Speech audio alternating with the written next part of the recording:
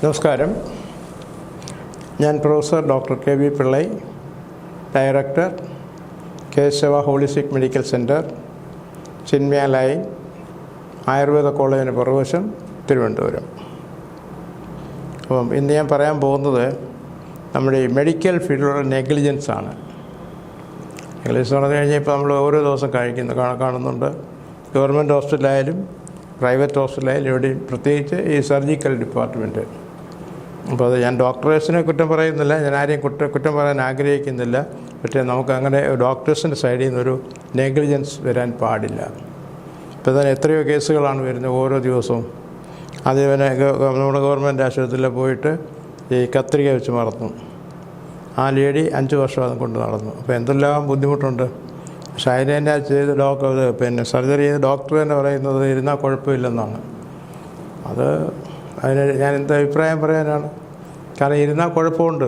എന്നാൽ പിന്നെ ഇത് എല്ലാം വെച്ച് കെട്ടിയാൽ, അതിനകത്തും എല്ലാം വെച്ച് കെട്ടിയാൽ പോരെ, ഒന്നും എടുക്കേണ്ട കാര്യമില്ല, ഇതുപോലെ വിട്ടാൽ പോരെ. പക്ഷേ അതല്ല അതിൻ്റെ കാരണം. അവരുടെ നെഗ്ലിജൻസ് തന്നെയാണ്. അവർ പിന്നെ പറയാൻ അവരുടെ കുഴപ്പമല്ല, നേഴ്സസിൻ്റെ കുഴപ്പമാണ്. അത് ഡോക്ടർ ഉത്തരവാദിത്വം തന്നെയാണ് എല്ലാം. ഇപ്പോൾ സർജറി ചെയ്ത് കഴിഞ്ഞാൽ പിന്നെ അത് ഉത്തരവാദിത്വമായിട്ട് നോക്കേണ്ടത് ഡോക്ടേഴ്സിൻ്റെ ചുമതല തന്നെയാണ്. അപ്പോൾ ഇതിനൊരു പരിഹാരം എന്താണെന്ന് പറഞ്ഞു കഴിഞ്ഞാൽ ആ ഡോക്ടർമാർ തന്നെ മാക്സിമം ശ്രദ്ധിക്കുക എന്നുള്ളതാണ്. അപ്പോൾ പല ഡോക്ടേഴ്സും പറയുന്നുണ്ടത് ഈ യുക്രൈനിലും അല്ലെങ്കിൽ ചൈനയിലും വെളി രാജ്യത്ത് പോയി പഠിച്ചിട്ടുള്ള ഡോക്ടേഴ്സാണ് കൂടുതൽ ചെയ്യുന്നത്. അങ്ങനെയല്ല. കാരണം ഞാൻ എല്ലാ രാജ്യങ്ങളിലും പോയിട്ടുള്ളതാണ്. പ്രത്യേകിച്ച് ചൈന, അവരുടെ ഓരോ മെഡിക്കൽ കോളേജ്, അവരുടെ സൗകര്യം കണ്ടു കഴിഞ്ഞാൽ നമുക്ക് അതിശയിച്ച് പോകും. പിന്നെ ലക്ഷക്കണക്കിന് ഏക്കറാണ് അവിടെ ഉള്ളത്, ഓരോ മെഡിക്കൽ കോളേജിനും. അവിടെ ഇല്ലാത്ത സൗകര്യങ്ങളൊന്നുമില്ല. അവർ വളരെ കെയർഫുള്ളാണ്. കാരണം നമ്മൾ വിദേശ രാജ്യങ്ങളിലൊന്നും കേൾക്കുന്നില്ലല്ലോ. പിന്നെ അമേരിക്കയെ 1-2 ഉണ്ടായിട്ടുണ്ട്. കാരണം അതിൻ്റെ കാരണമെന്ന് പറഞ്ഞു കഴിഞ്ഞാൽ ഈ അമേരിക്കൻ മെഡിക്കൽ അസോസിയേഷൻ അവർ തന്നെ പറയുന്നത് more than 70% surgeons are under drugism. ഇപ്പോൾ ഡ്രഗ്സിനെ പറ്റി ഞാൻ നേരത്തെ പറഞ്ഞിട്ടുള്ളതാണ്, പക്ഷേ ഇന്നും കൂടെ പറയാം. അപ്പോൾ ഡ്രഗിസത്തിൻ്റെ ഒരു പ്രധാനം എന്ന് കഴിഞ്ഞാൽ നമ്മുടെ ഡോക്ടേഴ്സ് ഇപ്പോൾ ഡ്രഗ്സ് അയച്ചുകൊണ്ട് കഴിക്കുന്നതെന്ന് പറയാനൊന്നുമില്ല. പക്ഷേ അമേരിക്കയിലെ കാര്യം എനിക്ക് പറയാൻ പറ്റും. കാരണം ഞാൻ അമേരിക്കയിലായിരുന്നപ്പോൾ തന്നെയാണ് ഒരു ലേഡി ഇതുപോലെ സർജറി ചെയ്ത്, പിന്നെ ബ്രെയിൻ സർജറി അതെല്ലാം ഓപ്പൺ ചെയ്ത് വെച്ചിട്ട് ഒരു നേഴ്സിനെ ഏർപ്പാട് ചെയ്തു. എന്നിട്ട് അവർ വെളിയിൽ പോയി കുറേ കഴിഞ്ഞപ്പോഴത്തേക്കും തന്നെ പേഷ്യൻ്റ് മരിച്ചു. നമ്മളിവിടുത്തെ പോലെയല്ല, അവിടെ ദർ ഈസ് നോ എക്സ്ക്യൂസ്. അന്നേരം തന്നെ ആ മണിക്കൂർ തന്നെ ആ മെഡിക്കൽ സെൻറ്റർ കംപ്ലീറ്റ് അടച്ചു പൂട്ടി, എല്ലാ ഡിപ്പാർട്ട്മെൻറ്റും. അപ്പോൾ അത് നമ്മുടെ ഗവൺമെൻറ് ഭാഗത്ത് നിന്ന് അങ്ങനൊന്നും നമ്മൾ പ്രതീക്ഷിക്കേണ്ട കാര്യമില്ല, ഒരിക്കലും ചെയ്യാനും പോകുന്നില്ല. അപ്പോൾ ഞാനിതെല്ലാം പ്രധാനമായിട്ട് പറഞ്ഞെങ്കിൽ തന്നെയും ഞാൻ പ്രധാനമായിട്ട് ചെയ്യുന്നത് ബൈപ്പാസ് സർജറി ഒഴിവാക്കുക, ആൻജിയോപ്ലാസ്റ്റി ഒഴിവാക്കുക, ഈവൻ ആൻജിയോഗ്രാം വരെയും ഒഴിവാക്കുക. അത് ആൻജിയോഗ്രാം എങ്ങനെ ഒഴിവാക്കും? ആൻജിയോഗ്രാമിന് പകരം നമുക്ക് ചെയ്യാവുന്ന ഹാർട്ട് സ്കാൻ എന്ന് പറഞ്ഞൊരു മെത്തേഡാണ്. അത് ഹാർട്ട് സ്കാൻ എന്ന് പറഞ്ഞു കഴിഞ്ഞാൽ അതെടുത്തു കഴിഞ്ഞാൽ ഹൃദയത്തിൻ്റെ ഒരു 10-20 ഫംഗ്ഷൻ അറിയാം, ലങ്സിൻ്റെ അറിയാം, എല്ലാം. എന്ന് പറഞ്ഞു കഴിഞ്ഞാൽ ഹാർട്ട് അറ്റാക്ക് വരാൻ സാധ്യതയുണ്ടോ, പിന്നെ അതിൻ്റെ പമ്പിങ്, ബ്ലോക്കിൻ്റെ ശതമാനം, അങ്ങനെ ഒരുപാട് 10-20 ഫംഗ്ഷൻ നമുക്കറിയാൻ പറ്റും. ആൻജിയോഗ്രാം എടുത്തു കഴിഞ്ഞാൽ ആൻജിയോഗ്രാം വളരെ ഡേഞ്ചറസ് ആണ്.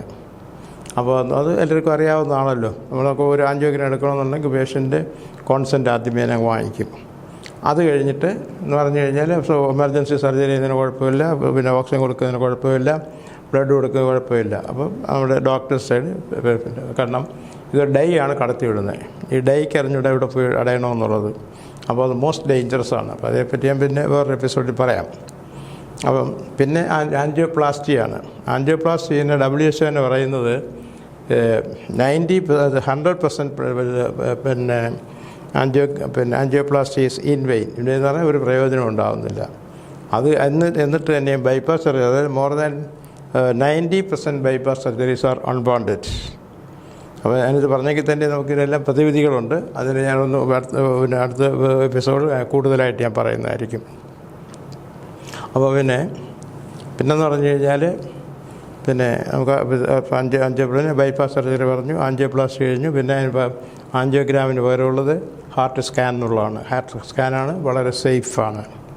അപ്പോൾ ഞാൻ ഇതൊക്കെ പറഞ്ഞെങ്കിൽ തന്നെ എൻ്റെ പ്രമാദമായ പേഷ്യൻസ്, നമ്മുടെ മാർത്താണ്ഡ മഹാരാജാവിൻ്റെ മകൻ 100% 2 ബ്ലോക്ക് ഉണ്ടായിരുന്നു. അത് ഈ ലേസർ ഉപയോഗിച്ച് മാറ്റി കൊടുത്തു.